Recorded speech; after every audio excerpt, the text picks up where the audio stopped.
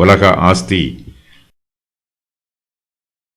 நான் பொன்னின் மேல் என் நம்பிக்கையை வைத்து தங்கத்தை பார்த்து நீ என் ஆதரவு என்று நான் சொன்னதும், என் ஆஸ்தி பெரியதென்றும் என் கைக்கு மிகுதியும் கிடைத்ததென்றும் நான் மகிழ்ந்ததும், யோபுவின் சிநேகிதர் அவர் மீது அநீதியாக குற்றம் சொல்லும்போது யோபு அவர்களுடைய குற்றச்சாட்டுக்களை மறுத்து அவர்களுக்கு தன்னுடைய உத்தமத்தை பற்றி விவரித்து சொல்லுகிறார்.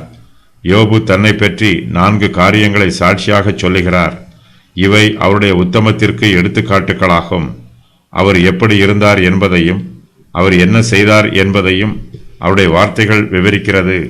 யோபு தன்னை பற்றி சொல்லுகிற காரியங்கள் நம்மிடத்திலும் காணப்பட வேண்டும். நம்முடைய ஜீவியத்திலும் அவர் சொல்வது போலவே ஜீவித்து அது போலவே நடந்து கொள்ள வேண்டும். யோபு தன்னுடைய நற்குணங்களுக்கு 4 எடுத்துக்காட்டுகளை கூறுகிறார். அவையாவன: யோபு உலக ஆஸ்தியின் மீது பிரியம் வைக்கவில்லை.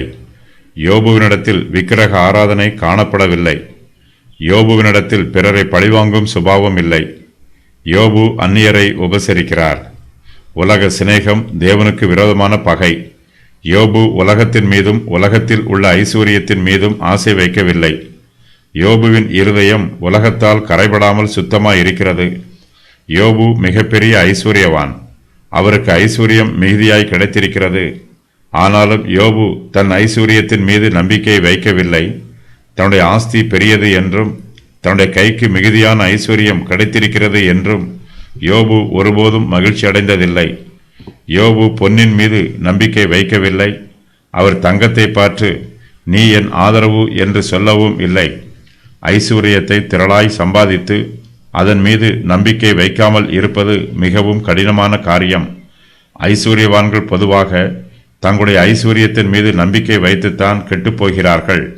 ஐஸ்வர்யவான் பரலோகத்தில் பிரவேசிப்பது மிகவும் கடினமான காரியம் என்று இயேசு கிறிஸ்துவும் சொல்லியிருக்கிறார்.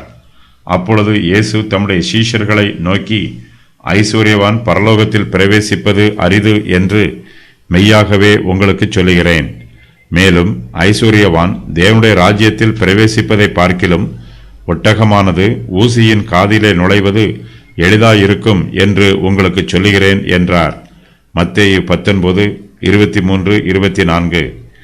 அப்பொழுது இயேசு சுற்றி பார்த்து தம்முடைய சீஷரை நோக்கி, ஐஸ்வர்யம் உள்ளவர்கள் தேவனுடைய ராஜ்யத்தில் பிரவேசிப்பது எவ்வளவு அரிதாய் இருக்கிறது என்றார்.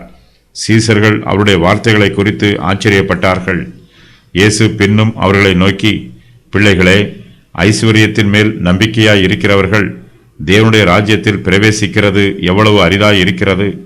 ஐஸ்வர்யவான் தேவனுடைய ராஜ்யத்தில் பிரவேசிப்பதை பார்க்கிலும் ஒட்டகமானது ஊசியின் காதிலே நுழைவது எளிதாயிருக்கும் என்றார். மார்க்கு 10:23-25 வரை.